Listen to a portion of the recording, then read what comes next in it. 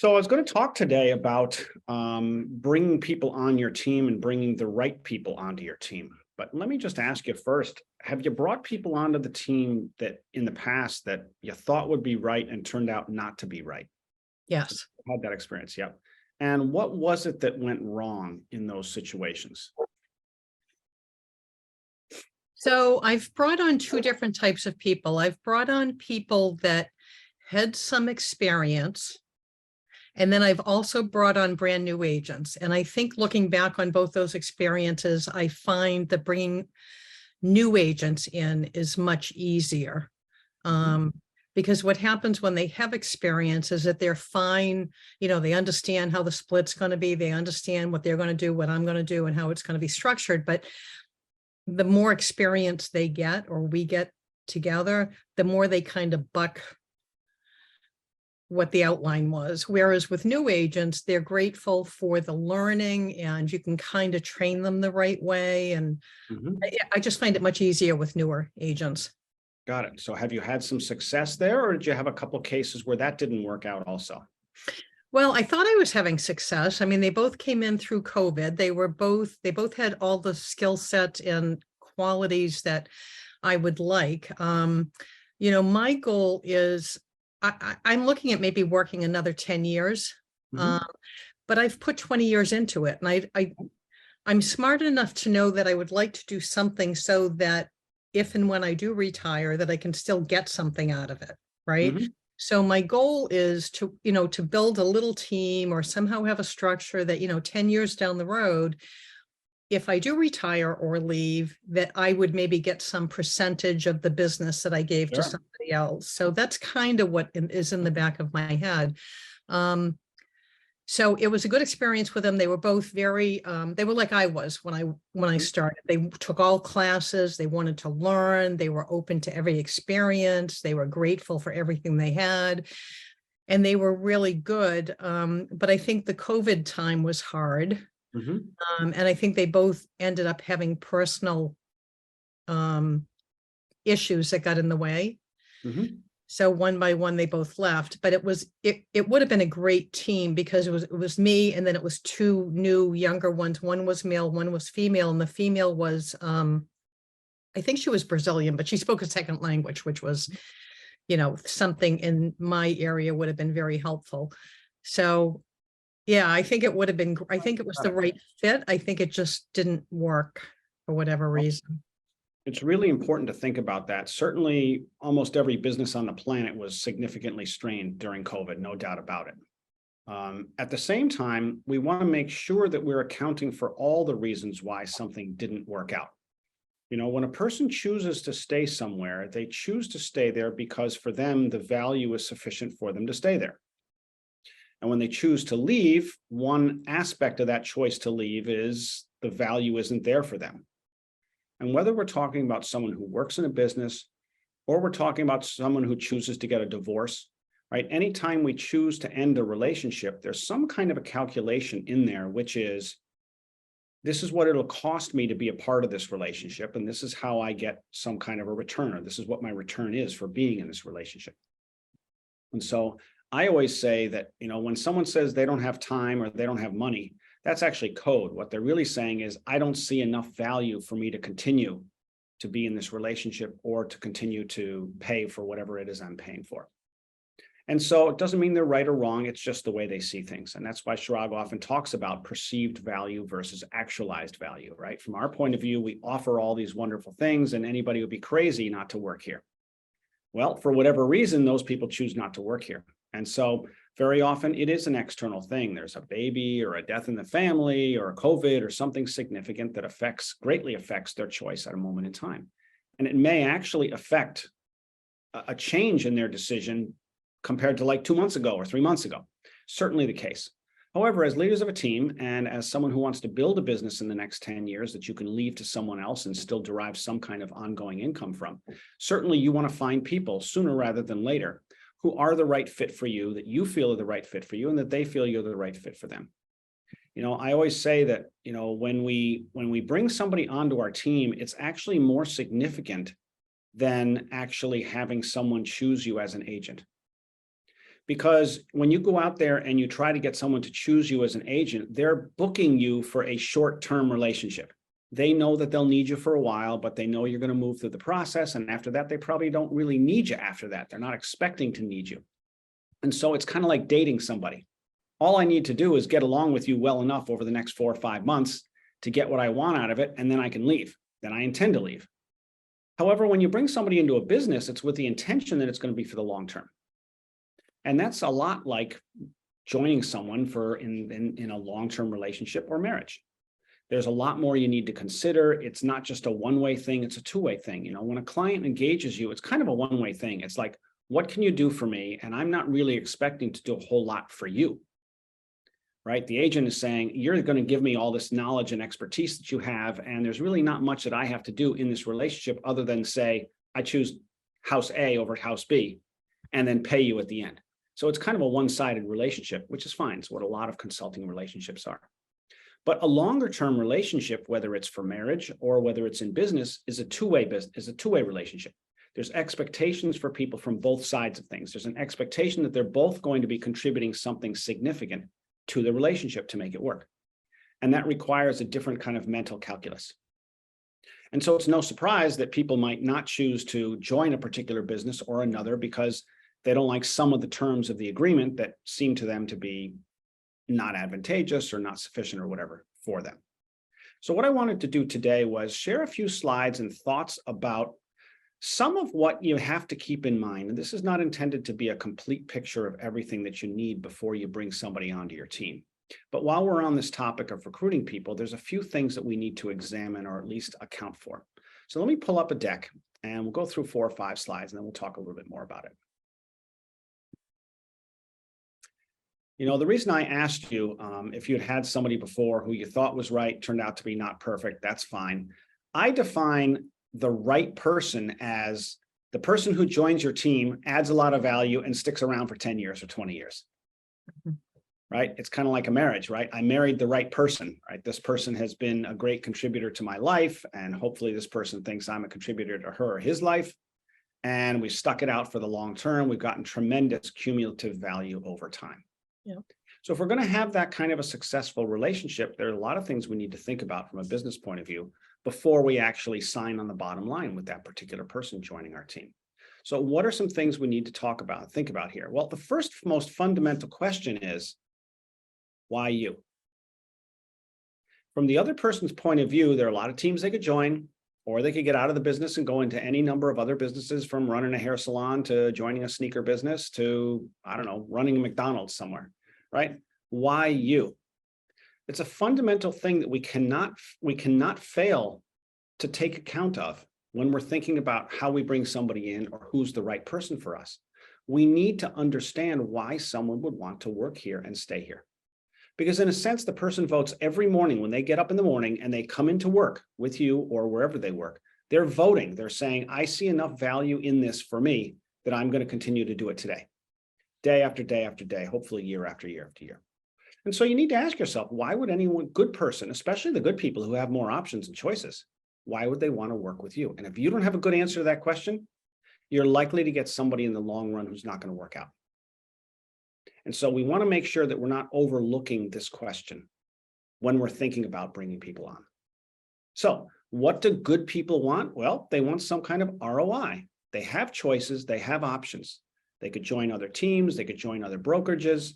They could go into other businesses. Maybe they have a lot of education. They have all kinds of options. What kinds of things are they looking for? Well, you can think 3 things. There's a lot of things that you could think of, but at least these 3 are important. What's the financial opportunity to them? What is the right kind of collaboration with them?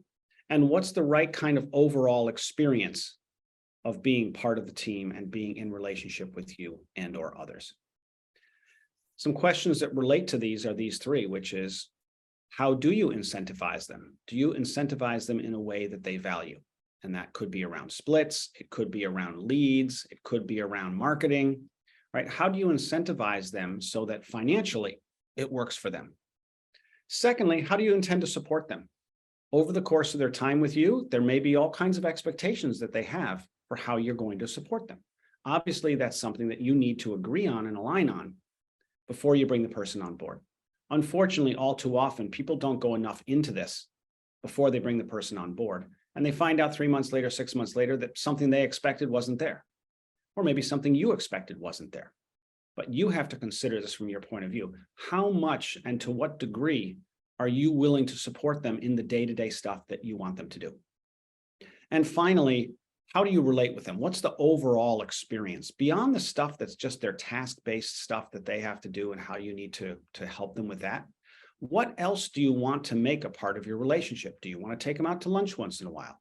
Do you want to buy them gifts for their family and during the holidays?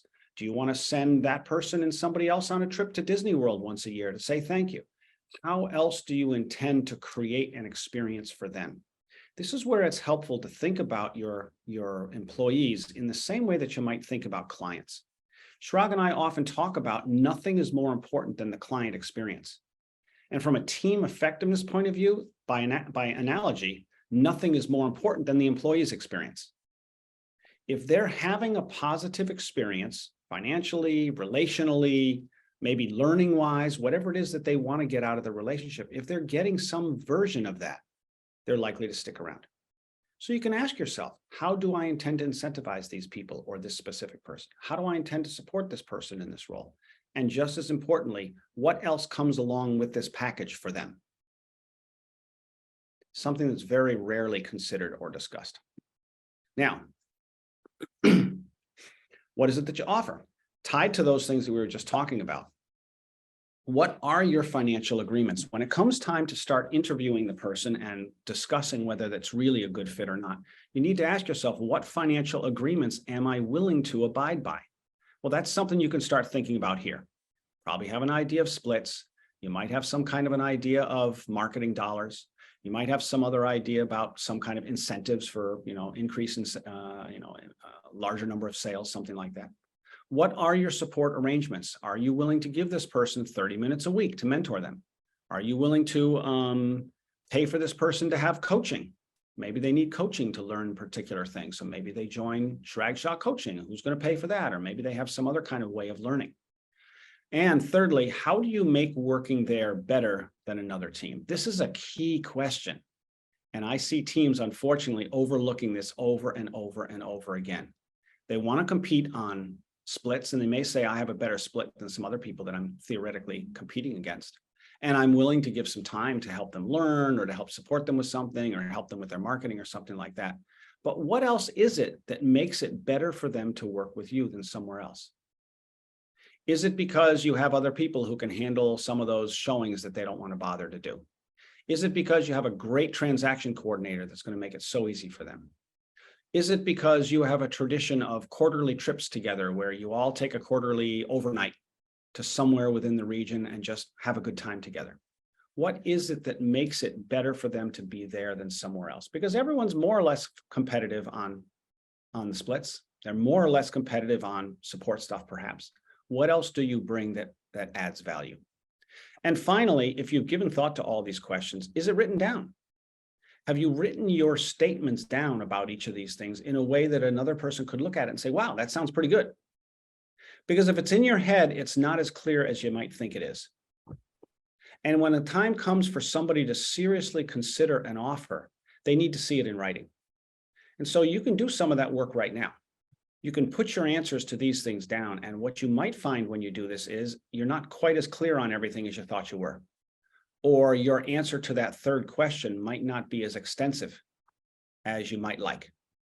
This is why we write it down. It forces us to confront what really is or isn't there.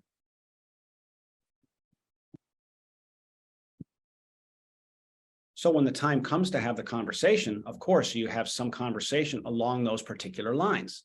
You could consider each of those things in turn. For example, if you were to talk with someone, you could say, what kind of financial arrangements are you looking for?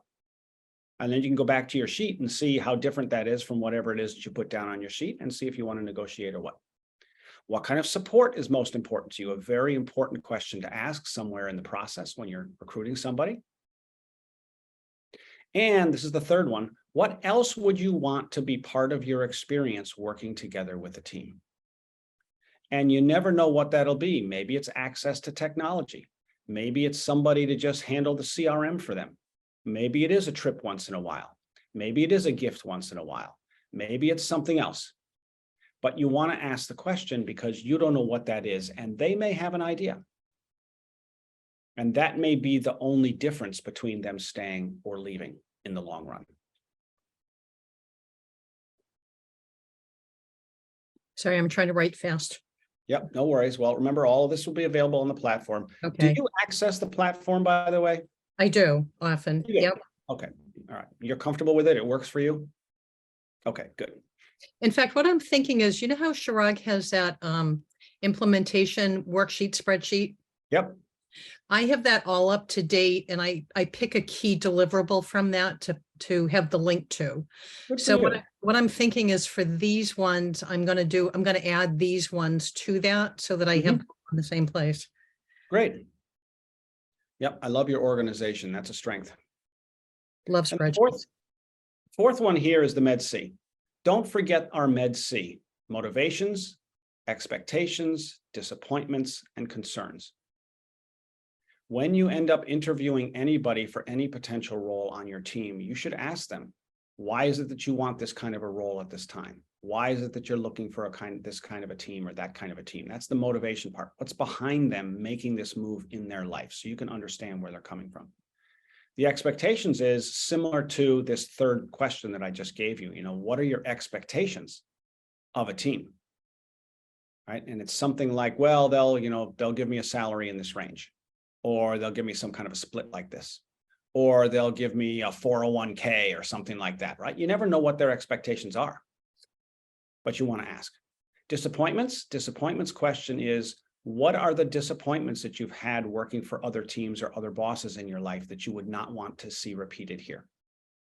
This gives you a great insight into what really ticks them off, something that you don't ever want to actually do to them in any way or anything close to that. It gives you an insight into what they value, because whatever they say is kind of the opposite of what they value. And then concerns. What concerns do you have about joining a new team at this time? This helps you tap into what it is they might be fearful about. And if you're going to bring them onto the team successfully, you'll need to navigate whatever fears they might happen to have at that time. Okay. So these are all questions you can ask, and we'll talk about these a little bit later in another session. We're going to talk a little bit more about recruiting, but I wanted you to think about these things at this time, because it starts to shape how you need to kind of prepare yourself for even having conversations with people. What I find is most people never give any consideration to these things, or they kind of keep it very briefly or kind of scratch the surface in their head. And then when the time comes to talk to somebody, they're not really well positioned to have that conversation because they haven't thought it through themselves. And many of us find it much easier to do the day-to-day stuff that we do every day rather than this kind of stuff. And so they say, well, I'll do it tomorrow. Or, yeah, David, I see that's a good question to ask myself, but I'm not, they just kind of let it go.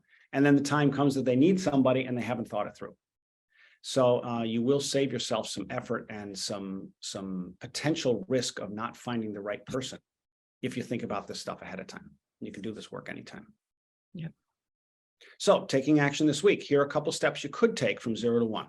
1, do you have a written value prop that indicates your value in each of those areas? If you don't, let's get to work on one. If not, write down what you offer financially, what you offer in agent or employee support, and what else is special or unique about your team. Just the 3 things we were talking about. That's not everything. It's not going to be perfect, but it gives you some sense of where you stand. Then share that with somebody. Read it to a current team member or another agent you know and trust, and ask them, on a scale of 1 to 5, how attractive does this sound to you? And see what you get. You might get somebody being nice who just says, oh, it sounds pretty good. But if you kind of ask a little bit further or go a little deeper than that, you might find that it just kind of sounds meh. When I read the value props that I've seen team leaders give to potential people to join their team, I think they're terrible. Chirag and I are in agreement on this one, that there's just not much there that differentiates this particular team from anyone else. If I asked you to write a 1-page essay on why your team is the one team in the Cape Cod area for people to join, could you do it? And could you do it convincingly? Again, writing it down forces you to get clear in your mind how it is you want to say what you say, what it is you have to say. So this is a good step for you to take now, whether you're actively looking for somebody at the moment or not. You're kind of preparing yourself to be able to have the right conversation when the right candidate comes along or when you're ready. Does this sound like something that you can do? Yes. Oh, sorry. Was I supposed to Yeah. talk? Please, yes. Yeah, I definitely need to do that. I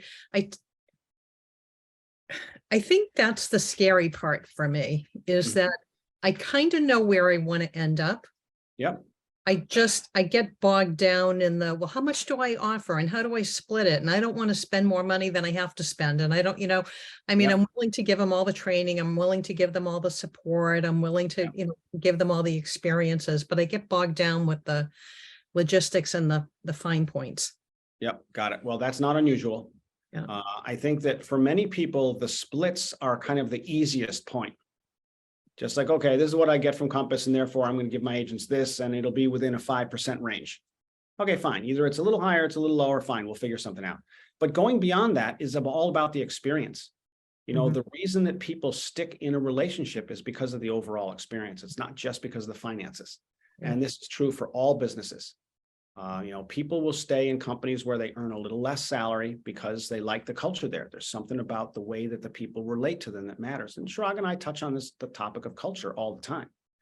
Culture is about everything that we do in the business that's part of the daily experience. It's about how our meetings are. It's about how we talk with people. It's about how we support people when something unanticipated comes up, right? It's about how willing we might be to go off script or get off of our procedure, for example. We might be very strict and rigid, or we might be more flexible. One is not necessarily better than the other, but that's the culture that people experience. And so it's important for us to be clear that, yes, the splits matter. For many agents, that's the first thing that they may think about, but it's not the only thing that matters. When you think about why people chose to leave a team, and the research shows this in business overall across America, the number one reason why people leave their business is, do you know why? The relationship with their superior. It's always the number one answer. And year after year, they do these studies with thousands of people who chose to leave. The large HR firms, will work with people who've left their jobs for whatever reason. And they always ask, why did you leave? Always the number one reason is some version of, I don't like my boss, I don't like my partner, I don't like my superior. And so it's an important factor. And even if it's not the number one factor for everybody, it's always the number 1, 2, or 3 factor. Yeah. And as Chirag often says, if people come to you for money, they'll leave you for money. And so what do you have other than a fair, competitive financial arrangement? You have the culture, you have the experience that those people will have there. And so you need to be clear about how you can communicate that experience to others. It's the same challenge or opportunity that Four Seasons Hotel has, or Ferrari has, or Rolls-Royce, or Mercedes-Benz. How do they communicate that the experience of this is superior to the experience that somebody could get somewhere else? That's the kind of homework that you need to do in this. Okay. And so using these particular questions gets you to some of that. So if it would be helpful to you, I'd be happy to get any kind of a message or a one-pager or whatever from you about what these things are for you. You can start by saying, okay, here's the financial situation I think I'm offering. Here's the list of support things that I'm pretty content to offer.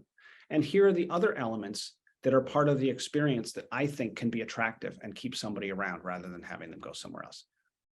If you're interested in sending that to me, since you're the only one here today, happy to do this for you. If you're interested in sending that to me, email it to me, david@chiragshahcoaching.com. Okay. And I'll be happy to give you some feedback on it. Would that be helpful? I think so, because I think that's where I need to start. I really need to focus on being more clear about what the nucleus is. Yes, you need to start by getting something down on paper, even if it's a one-pager. Just list everything that you think could have potential value to somebody, and let's see what that is. We Okay. can talk it through a little bit. You might ask a couple other people in the Chirag Shah community too, because some people have created books like this for internal value propositions. And once you have that, you're clear in your own mind how far you're willing to go. And it becomes clear to the other exactly what it is they can probably expect if they come on with you. And if that's attractive to them in the moment, chances are it'll be attractive to them over time.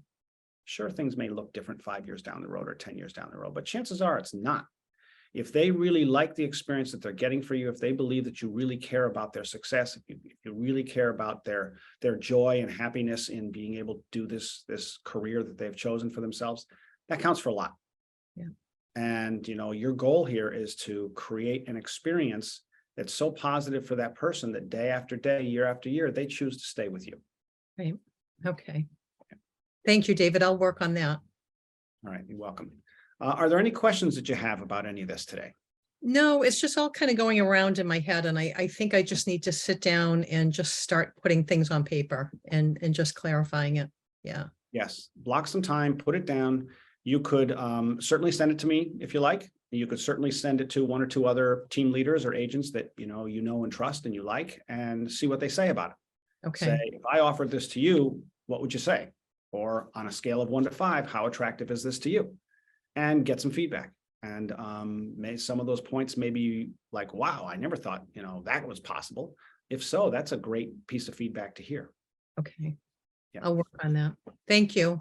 All right. You're welcome. Have a great day. And we'll see you next week. Okay. Thanks, David. All right. Bye-bye now.